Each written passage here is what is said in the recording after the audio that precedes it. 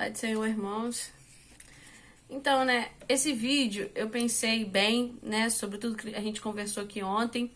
E eu achei necessário a gente fazer dois vídeos. Um que vai ser o resumo, do primeiro dia, do IEP. Então eu vou fazer aqui um resumão do que a gente conversou ontem, para que você possa ter isso gravado, para que você possa usar disso assim como uma lembrança de todas as vezes que você tiver com dúvida alguma coisa, você assiste esse vídeo e tal, e acho que vai ser um método mais fácil para você recuperar alguns conteúdos que a gente falou ontem aqui, porque naturalmente, de acordo com o dia a dia, a gente esquece muita coisa e muita coisa se perde. E o outro vídeo eu queria falar sobre o que a gente conversou ali, que ficou algumas pautas em aberta, por exemplo, por que Deus permite o mal, da onde surgiu o mal, Deus criou o mal, todas essas pautas, eu vou fazer um vídeo separado para isso, tá? Não sei se eu vou fazer hoje, mas eu quero fazer aqui um resumo de tudo que a gente falou ontem. Então, irmãos, eu acho que o principal que a gente abordou no curso de ontem foi tanto o plano de ação, um plano de ação espiritual, quanto a tríade, Então, assim, eu vou falar hoje aqui basicamente mais do plano espiritual e vou falar aqui basicamente da tríade. A tríade, eu tenho certeza que não é algo difícil de recordar, certamente a sua mente deve estar ainda, bem atualizada sobre o tema, mas só por uma questão de ficar registrado, eu vou novamente pincelar a tríade. Então, a gente entende que a tríade seria, assim, uma base, de como que a gente vai servir a Deus e tal, e eu acho que se a gente conseguir cumprir essa tríade, esses três segmentos, obviamente a gente vai conseguir englobar todas as outras leis e as outras coisas que Deus pede, Então, por exemplo, porque quando você fala assim, você tem que amar, Porque o Senhor, a própria Bíblia diz que a base de tudo é o amor, amar a Deus e amar o próximo como a ti mesmo. Então, fazendo isso, você engloba todos os outros mandamentos e todos os outros estatutos e as petições, Mas, beleza, mas a questão aqui é como executar, como colocar isso no dia a dia, em prática. E como a gente leu em João 14, que ele fala, na verdade vos digo que aquele que crê em mim também fará obras maiores dessa que eu faço, e fará maiores que esta, porque eu vou para o meu Pai, Ele fala, e se me amardes, guardarei meu mandamento. Então, ele vai falando aqui sobre o que uma pessoa que ama, qual é a reação de uma pessoa que ama a Deus, que ama a vontade de Deus e que se colocou como cristão. Como eu disse aqui ontem no curso, você se considerar cristão é muito, como é que eu vou dizer? É muito vago, porque às vezes a pessoa fala, poxa, eu sou cristão, beleza, mas você é cristão porque você crê no cristianismo? Ou você é cristão porque você segue o regimento cristão? Como você é cristão por quê? Por qual propósito? Então, assim, muitas pessoas, na verdade, como eu disse aqui ontem, são simpatizantes, ele não é cristão. Ele vem pra igreja porque é aquela coisa tipo assim, vamos lançar sorte, eu vou lá, se der certo, Deus, se não der, também não tô perdendo nada com isso. Então, ser cristão é muito mais que isso, Ser cristão é você pegar as pautas do cristianismo e viver. Se você não faz isso, então você não pode se chamar cristão. Ponto. Beleza. Aí ele vai dizendo no versículo 16. Tô lendo João, capítulo 14, versículo 16 agora. E eu pedirei ao Pai e ele vos dará outro consolador, a fim de que esteja para sempre com vocês. 17. O Espírito da verdade que o mundo não pode receber, porque não vê, nem o conhece. Vós os conheceis, porque ele habita convosco e estará em vós. Ou seja, ele está falando sobre conhecer, sobre amar, sobre praticar. Eu vou ler a parte onde ele fala da prática. E ele estava falando sobre crer, crença. Então, vamos lá. Crer, conhecer e praticar. A nossa tríade. Mas vamos só continuar. Aquele que tem os meus mandamentos e os guarda, este é o que me ama. E aquele que me ama será amado do meu Pai. E eu também o amarei e me manifestarei a ele. E respondeu Jesus, se alguém me ama, guarda a minha palavra. O meu Pai o amará. E viveremos para ele e faremos nele morada. Quem não me ama não guarda as minhas palavras. E as palavras e é a palavra que estáis ouvindo não é minha, mas do Pai que me enviou. Ponto. Então, só pra gente fechar a questão da tríade aqui. Só pra ficar registrado mesmo, eu sei que você sabe. Mas pra ficar registrado, a tríade compõe 3 componentes que você precisa exercer diariamente. Quais são os 3 componentes? Crer, né? Você precisa crer, que ele tá falando assim: em verdade vos digo que aquele que crê em mim também fará obras. Se você crê, você faz obras, você pratica. E se você crê e pratica, você conhece a vontade de Deus. Então, dentro da tríade, a gente tem 3 pontos: o conhecimento, a prática e a crença. Então, você precisa colocar isso como base na sua vida. Crer, praticar e conhecer, né? Beleza. Então, você já sabe que é a tríade, já conseguiu recordar aí bem e já conseguiu entender que a tríade, ela vamos dizer que é a manifestação da petição de Deus. Que Deus, ele vai dizer: você tem que me amar. Então, se você cumpre a tríade, crer, praticar e conhecê-lo, automaticamente você o ama, porque ele fala que aquele que guarda minhas palavras me ama. Aquele que guarda minhas palavras, pratica. E se você pratica o bem, você ama o próximo. Então, você tá entendendo que uma coisa está interligada à outra? Ponto. Vamos encerrar por aqui.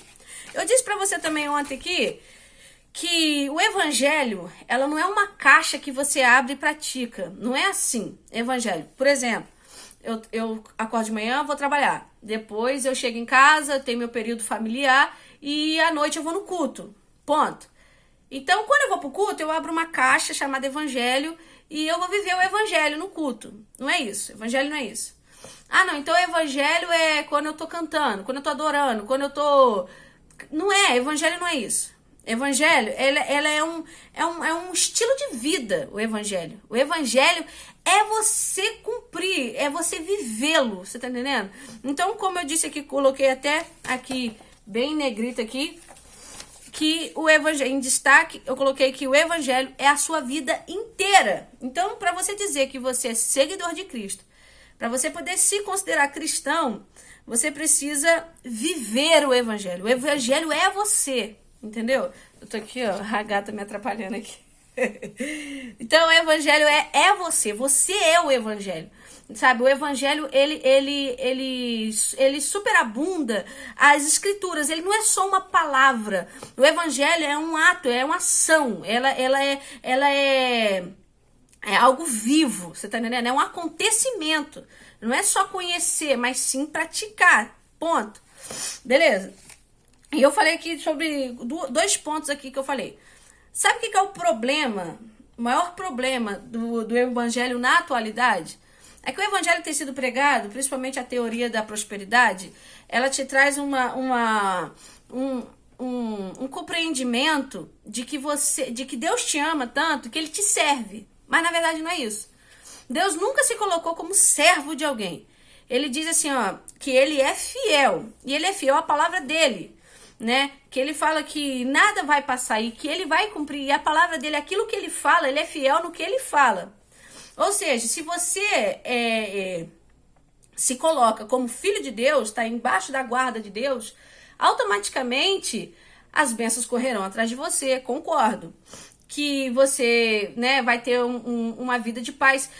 Então, para fechar aqui a parte do evangelho, porque eu quero entrar na parte prática, tá entendendo? Falar sobre o nosso mapeamento, de como a gente vai fazer o nosso plano de ação espiritual. Então, antes de eu falar disso, eu só quero dizer o seguinte pra você, que você não pode esquecer, absolutamente, você não pode esquecer de jeito nenhum. É o seguinte, o evangelho não é algo que você ganha. O evangelho é algo que você dá. Você tá entendendo? Não tô falando de dízimo, não tô falando de dinheiro, não tô falando de você ter que... você tem que fazer a igreja prosperar. Não. O evangelho, ele é muito acima de templo. O evangelho, ele não consiste em templo, ele não consiste em liderança. O evangelho é uma expansão humana. É uma necessidade para a humanidade. Então, quem é Jesus na atualidade? Jesus é as pessoas. Porque Jesus, ele diz o seguinte, sabe? Que aquele que ama o filho, vê o pai e ama o pai. Então, Se você é filho de Deus e você ama o filho, você ama Deus e você conhece o Pai, você tá entendendo? Então há uma importância de você investir na sociedade, você investir nas pessoas. Evangelho é pessoas, é uma fórmula, é um segmento de vida para que você invista nas pessoas. Por exemplo, os 4 evangelhos, né, ele vai te dar bases para que você cuide de vidas, para que você doe sua vida. Jesus, com a sua própria vida, ele mostra como que você deve servir a Deus. Então, Jesus, ele faz um espelho, você tá entendendo? Para que você venha refletir nele, você tá entendendo? Então, o que acontece? Jesus, ele lava os pés dos discípulos, ele cuida de pessoas, ele cura no sábado, ele faz todo um investimento no céu, em transformação de vidas. Então, o evangelho consiste nisso. A consistência do evangelho é você fazer a obra na vida das pessoas. O evangelho, ele não está preso dentro de um templo, ele não está preso dentro de uma liderança apenas, ou dentro de um segmento apenas. Não, o evangelho não é isso. O evangelho é um modo de vida, é um estilo de vida. E Jesus é o quê? O que você fala assim?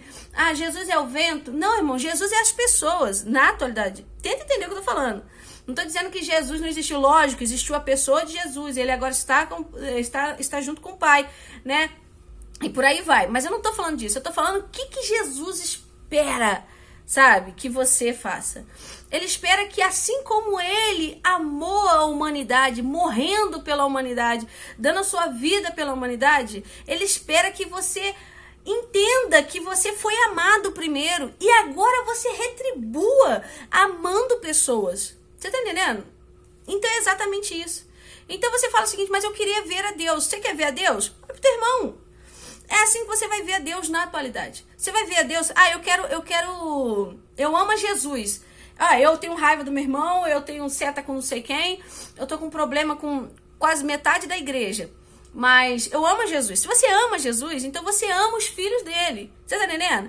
E é tudo, a vontade plena de Deus é isso.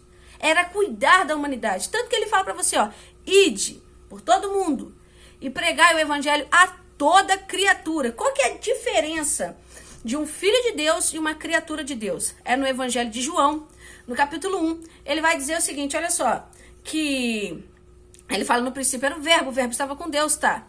Então, o verbo encarnado, né, ele é a pessoa de Jesus. Até aí tudo bem, mas qual que foi as pisaduras de Jesus? Qual que foi a trajetória de Jesus? Qual que foi a mensagem que ele deixa para a humanidade? Qual que é? Que você ame o próximo como a ti mesmo, que você faça a obra, que você ide por todo mundo, que você pregue, que você faça isso, que você faça aquilo. Você tá entendendo? Como eu falei aqui ontem aqui, tá certo. Então, o seguinte, eu quero amar a Deus, mas eu não quero, assim, ter contato com pessoas. Tá, você tem problema com pessoas, né? Então, vamos lá. Então eu vou deixar de pecar, eu vou para uma ilha deserta, vou ficar ali, trancada ali e vou deixar de pecar. Então eu não vou pecar, não vou olhar para ninguém, eu não vou pensar em coisas erradas, eu vou ficar ali tranquila e vou ficar ali esperando a salvação. É o suficiente para você agradar a Deus? Não é o suficiente. Sabe por quê? E a prática? Porque ele está dizendo o seguinte, que aquele que crê, ele pratica. Aquele que crê, ele quer comunicar, ele quer expandir o que ele alcançou de Deus, ele quer expandir para novas pessoas. Você tá entendendo? Então o que acontece? Não basta isso, eu vou deixar de pecar, eu vou fazer isso. Não, você tem também que cultivar isso, passar para frente, porque aquele que ama o Pai, ele quer que mais pessoas sejam salvas, sejam rendidas. Por mais que o Senhor vai manifestar aqueles que são deles. Por exemplo, que eu estava falando aqui de João, né, que vai dizer a diferença da criatura e do filho. Ou seja, ele vai dizer que nós somos criatura dele, mas que ele vai nos dar poder de ser feito filhos dele. Então, ou seja, todo mundo é filho de Deus. Não, meu irmão, não é por aí não. Filho de Deus é aqueles selecionados seguidores que cumprem a vontade dele. O que me ama é o que guarda meu mandamento. O que me ama é aquele que pratica. E aquele que me ama, você tá entendendo? Ele crê. Então é a tríade. Evangelho não é receber.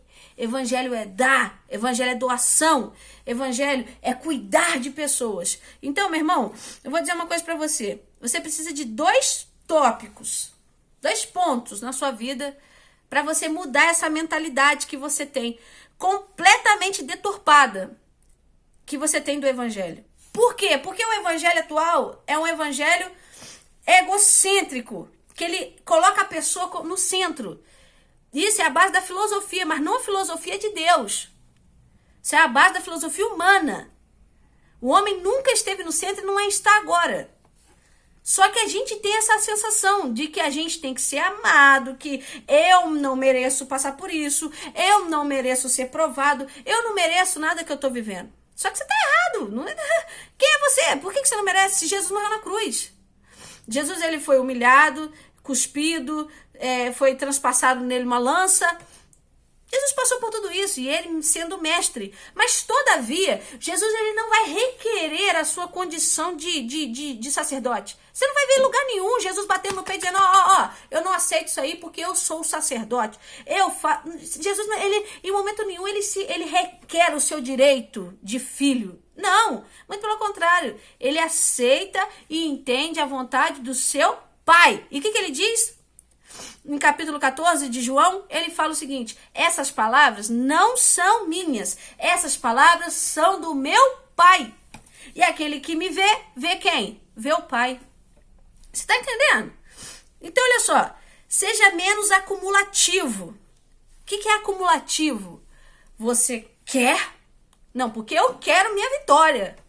Não, porque eu vou no monte porque Deus vai abrir uma porta. Não, porque Deus vai curar, porque Deus vai libertar o meu marido da cachaça, porque Deus... Irmãos, Deus não pode fazer isso? Deus pode. Mas, todavia, Deus já sabe o que você precisa. Você não tem que acabar ganhando com Deus. Meu irmão, seja menos acumulativo. Sai um pouco de cena. Faz a obra de Deus. Seja menos acumulativo, seja mais doador. Evangelho é doação. Você recebeu de graça eu recebi, e de graça eu vos dou. Apóstolo Paulo diz isso. Então, quem tem uma mente cristã, ele entende que ele não é servido, ele é servidor. Ele serve. Tá entendendo onde eu quero chegar? Ponto. Eu quero parar por aqui, essa parte da nossa explicação da tríade, e quero passar de cara já para o plano de ação. Meu irmão, vou dizer uma coisa para você. Nós trouxemos ali 4 pontos de ação para que você comece a colocar em prática a sua espiritualidade. Você está parado, você está morto. Você está morto. Então, para você começar a agir, você tem que ter 4 pontos. Primeiramente, meu irmão, não adianta você chegar e falar assim, não, eu quero isso. Às vezes você já entra desistente. Igual eu fico pensando, a pessoa já vem para aqui para o curso, mas a pessoa já traz consigo a sorte. Por exemplo, eu vou no curso. Se der certo, deu. Se não der certo, tô fora. Mas não é por aí. Não é por aí. Se você já vem com essa mentalidade, já vem errado. Porque o que começa mal, termina mal, não é verdade? Agora, o que começa bem, certamente vai terminar bem. Então, tudo é uma base. Você tá entendendo? Porque aquele que constrói a casa na areia, certamente ela vai ser derribada. Mas aquele que constrói a casa no solo rochoso, fortificado, né, na rocha que é Cristo, meu irmão, é impossível dar errado. Então, o nosso plano de ação é o seguinte: você vai precisar de 4 pontos. Primeiramente, foco. Meu irmão, o que você espera? Você tá fazendo o que dentro da igreja? Você tá entendendo? Poxa, às vezes você chega na pessoa, a pessoa, quantos anos de igreja você tem? Não, eu tenho 5, 10 anos de igreja. Beleza, então você é o que em Cristo? Né? Porque, poxa, se o evangelho é doação, a sua doação é qual? Não, porque se o evangelho é o id, então você manifesta o id como na sua vida? Entende? Então vamos lá. Primeiro ponto é o foco. É aquilo que você precisa entender quem você é em Deus, o que você espera como você se vê dentro desse evangelho e o que você pretende nesse evangelho, o que você espera desse evangelho. Você tá entendendo? Ou você tá tantos anos aí, sabe, essa vida de mesmice. O evangelho é movimento, você tá entendendo? O evangelho é movimento. Um dia você tá fazendo uma obra social, um dia você tá orando para alguém, um dia você tá impondo a mão e curando o enfermo, outro dia você tá no monte orando, você tá buscando. Você tá entendendo? O evangelho é movimento. Não existe o evangelho parado. O evangelho nunca foi assim. O evangelho é vivo. Por isso, ponto, beleza. Então você precisa ter clareza dentro disso, de o que você espera. Sabe por que eu tô te falando isso? Isso é muito importante. Como eu disse aqui ontem, para um plano de ação espiritual, o primeiro ponto é você ter que saber quem você é. Porque se você vem perdido, o que acontece? Toda vez que você não tem clareza de alguma coisa na sua vida, você tem dificuldade com isso. Todas as vezes que você coloca uma coisa como dificuldade na sua vida, aquilo vira um tabu diante de você. Eu já passei por muitas situações assim. Por exemplo, quando eu fui fazer obra na Bahia, e eu fiquei lá 16 dias. E eu sempre tive tabu com questão de usar banheiro na casa dos outros e coisas assim. Rapaz, você não tem noção.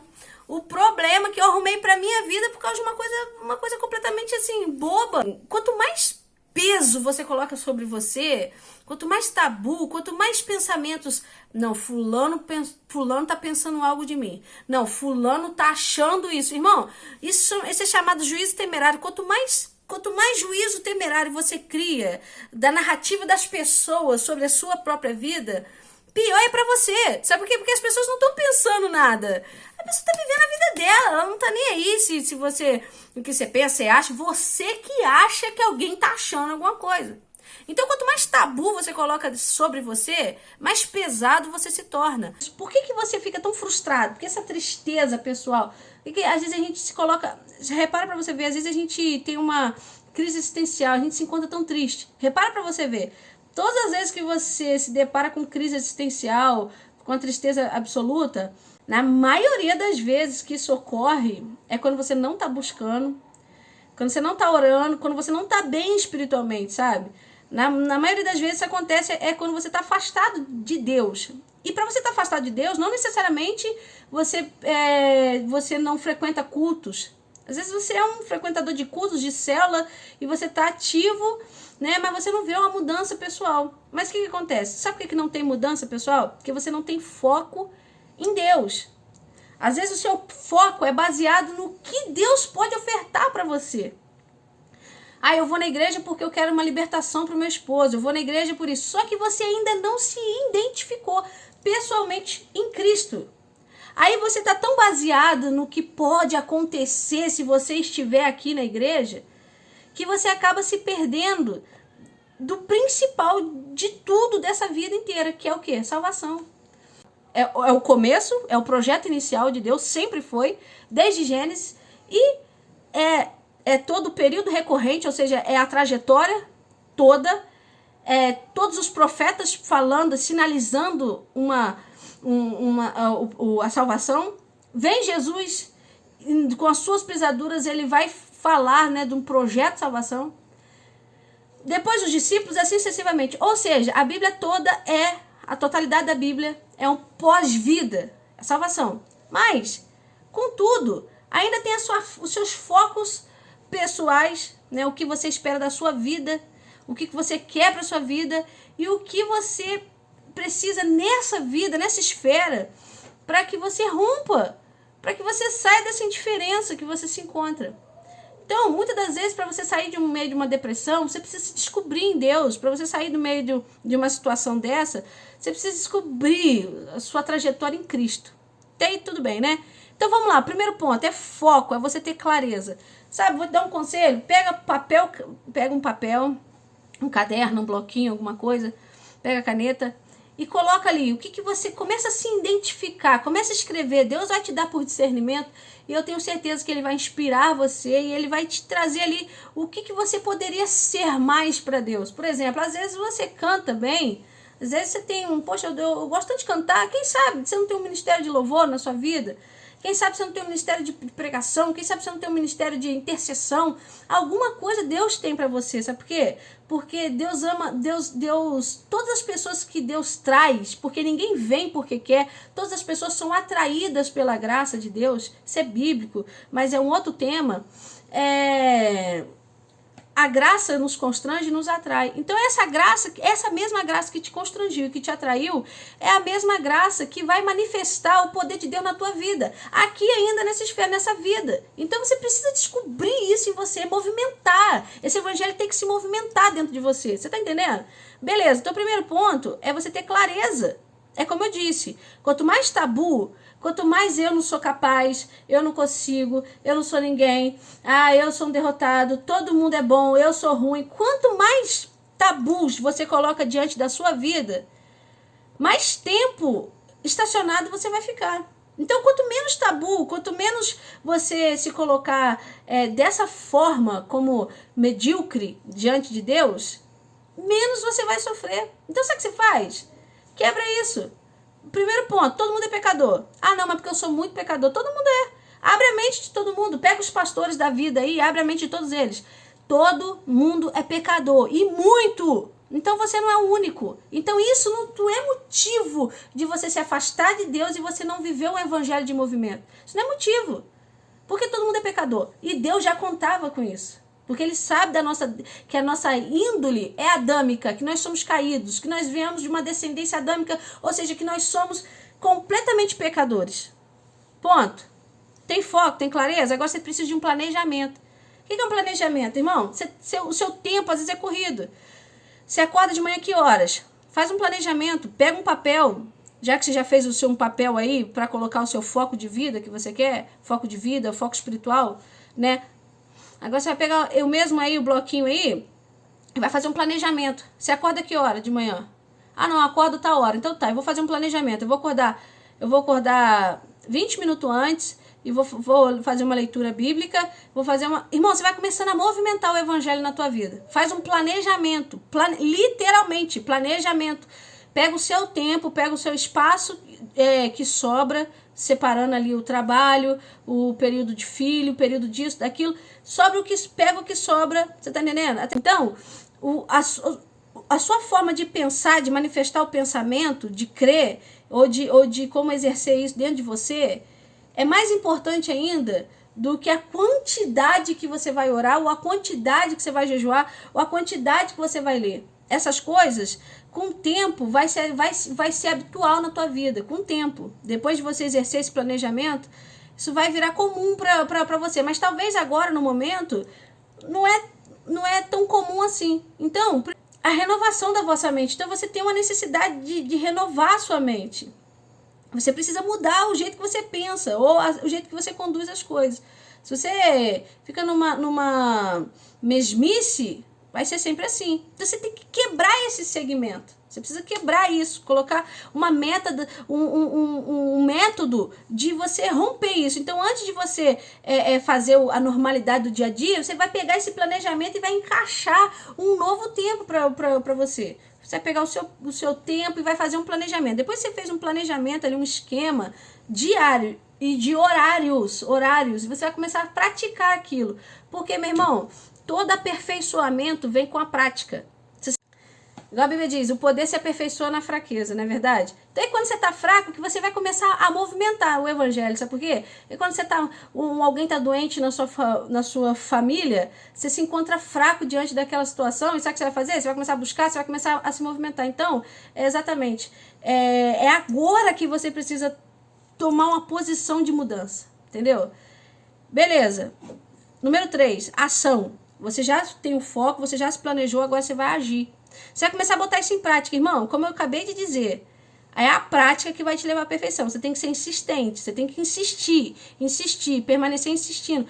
E fazer isso com constância. Você tá entendendo? Porque aí, com toda certeza, depois de um tempo de ação, isso vai se tornar habitual na sua vida.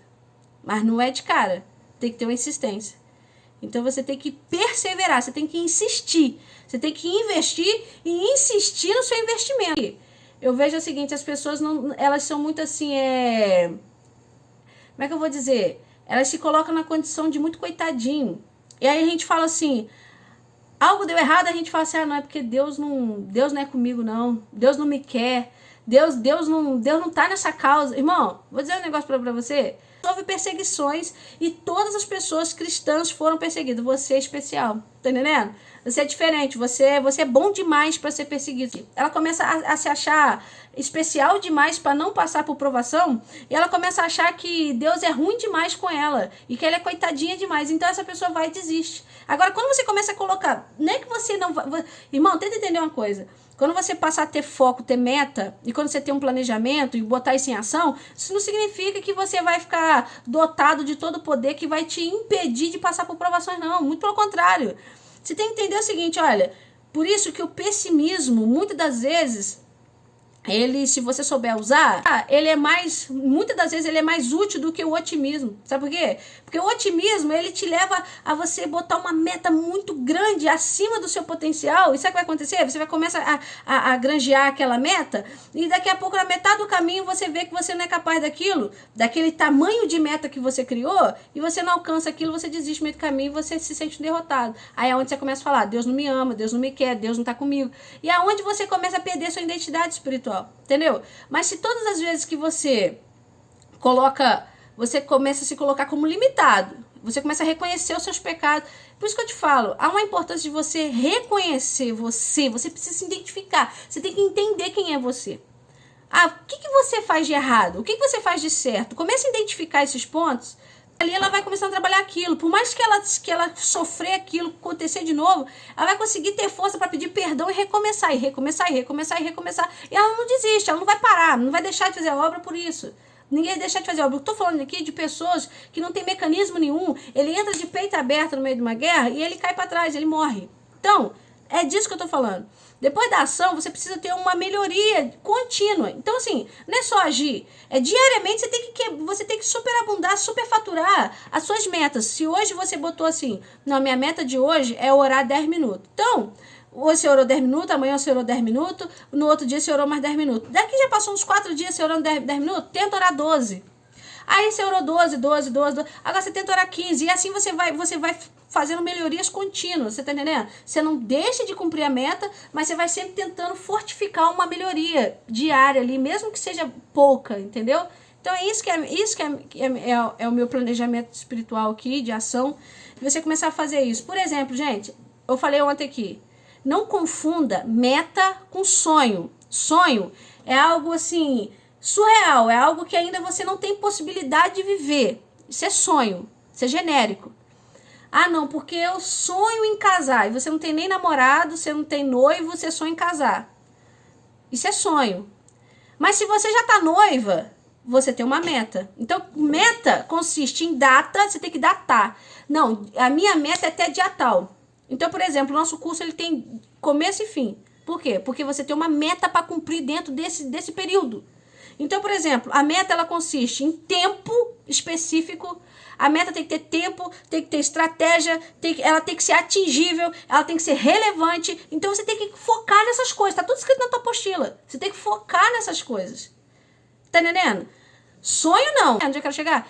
Agora, o que depende de você, escolhe tu. Deuteronômio 30, tá escrito. Escolhe tu, a bênção ou a maldição. O que depende de você, você tem que fazer. Agora, o que depende de Deus, ele vai realizar no seu devido tempo. Naquilo que ele está proporcionando dentro do seu plano de vida que ele tem com você. Mas o que é para você fazer, você tem que fazer. Eu espero que você tenha entendido. Eu vou encerrar por aqui. Coloca o seu plano de ação, irmão. Senta e planeja. Planeja. Se não tiver plano, não tiver meta, você não vai longe. Se você está aqui como espectador, certamente vai dar errado. Não adianta você ter foco, você ter meta, você já tem clareza dos seus erros e dos seus acertos, se você não entender a necessidade de prática. Então, são perguntas que você tem que fazer para você. Por que eu estou na igreja? Para que eu estou na igreja? Para que eu estou vivendo isso? Irmão, se não tem porquê, se não tem para quê, não tem propósito, então alguma coisa está errada. Você tem que parar e se replanejar. Não adianta. Se você está aqui, está seguindo a Jesus Cristo, porque é o melhor, é porque eu posso ganhar alguma coisa, irmão, você já está no caminho errado. Está no caminho errado, você pode, de algum momento, isso ser prejudicial para você mesmo. Então, tenha foco. Quem você é em Cristo, para que você é em Cristo, seja menos acumulativo, mais doador. E agora, a palavra final aqui para realmente encerrar esse vídeo. Vou falar um negócio para você. Já espere o pior. Literalmente, você vai começar uma mudança. Mudar é ruim. Todas as vezes que você quebra uma rotina de vida, é ruim. Não importa que você mudou pouca coisa, mas é ruim. A sua mente não é preparada para quebrar ciclos. Sua mente ela é sistemática. Ela cumpre ciclos. O seu relógio fisiológico, ele cumpre um ciclo. Você vê que você usa o banheiro no mesmo horário, você acorda no mesmo horário. Toda a sua vida é um segmento de rotina. Você tem ciclos mentais. E a sua mente nunca quebra os ciclos. Porque quanto mais você seguir o ciclo à risca, menos energia você gasta. Mudança gera gasto de energia. Então você nunca vai querer... você vai esperar você ter vontade para você se levantar e buscar Deus? Você nunca vai ter vontade para ir no monte. Você nunca vai ter vontade para buscar Deus. Tô te falando, eu vivo isso. Você nunca vai ter vontade de ler a Bíblia. Você não tem que esperar você ter vontade para fazer, não. Você tem que fazer mesmo sem vontade. Porque a vontade vai se manifestar no id. É fazendo que você vai mudar as suas intenções, que você vai mudar os seus valores. É na prática. Por isso que a tríade consiste em conhecer e praticar. E não depende só de crer ou conhecer. Você precisa praticar. Então a tríade, ela sustenta esses 3 pilares. Agora, vou dizer uma coisa para você. Vai piorar as coisas. Conte com isso. Não vem aqui achando que agora eu comecei uma mudança, vai ter tudo perfeito. Não, vai ficar pior. Então já espere o pior. E se vier o melhor, como diz o provérbio chinês, é lucro. Já espere o pior. Porque se aconteceu o melhor, é vantajoso, não é verdade? Mas contudo, você aceita qualquer coisa que vier para você, seja boa ou seja ruim. Então, vou falar para você, espere o pior. Pega um papel e já coloca as possibilidades do pior que pode acontecer. Quem pode se levantar contra você? A sua família, isso, aquilo. Já vai fazendo aqui um questionamento aqui de o que pode acontecer para dar errado dentro do seu mudança, dentro da sua mudança espiritual. Sabe por que você precisa saber o que pode dar errado? Para você já contar com isso. Porque quando acontecer, você já está esperando isso acontecer. Agora, você vai de peito aberto, você toma tiro. Não vai de peito aberto, não. Se prepara. Não acha assim, não, porque agora eu estou fazendo a vontade de Deus, então agora Deus vai olhar para mim e vai dar tudo certo e vai mandar anjinhos e passarinhos para me ajudar aqui. Não vai ser assim, não. Muito pelo contrário. O diabo vai se levantar forte contra você. Então, tenha responsabilidade. Seja justo com o voto. Sabe por quê? Porque você espera muito, mas dá pouco. Seja justo com o voto. E aí sim, cumprindo o voto na risca, o próprio tempo vai despertar a sua melhoria. Então você precisa insistir, permanecer insistindo, você precisa perseverar, porque sem perseverar, sabe o que a Bíblia fala? E resistireis o diabo e ele fugirá de vós, ou seja, é resistindo, é um período de resistência, não é da noite para o dia, nada se transforma da noite para o dia, um casamento destruído não vai se reconstruir da noite para o dia, um filho nas drogas não vai sair das drogas da noite para o dia, nada é da noite para o dia, nada é construído, construção leva tempo, planejamento, metas, entendeu agora? Eu fecho aqui. Já conte com o pior. Só isso que eu quero te dar como conselho. Espere o pior. Não vem de peito aberto que você vai cair, vai parar no meio do caminho. Vem esperando o pior, porque se acontecer o melhor e você conseguir, é lucro. Mas se acontecer o pior, você já estava esperando. Entendeu? Entendeu a metodologia do pessimismo, usando pro lado bom? Então é por aí. Tá bom? Eu quero agradecer aqui por você ter assistido esse vídeo. Eu vou fechar aqui para editar e enviar para vocês, tá? Eu espero que vocês assistam o vídeo todo e estude o vídeo, busque na palavra. Aquilo que você escutar aqui, que você tiver dúvida, anote a sua dúvida, se preocupe, coloca no grupo. Vamos fazer isso dar certo, tá bom? A ideia de formar um grupo de pessoas frágeis e fracas é que um fortaleça o outro. Você vai começar a enxergar que não é só você que está passando por isso, que existem muitas pessoas no mesmo segmento. Então, quando um recebe a vitória é de todos. tá bom? Então eu conto com vocês para que vocês se dediquem, façam planejamento, faça a sua metodologia, a sua meta, o seu foco, crie clarezas das suas fraquezas, seja honesto com você mesmo, quem você é, com seus pecados e tudo, coloca isso pautado para que a gente vai dando conta disso diariamente, tá bom? É isso que eu quero te pedir e já te agradecer por assistir o vídeo, tá bom? Fique na paz.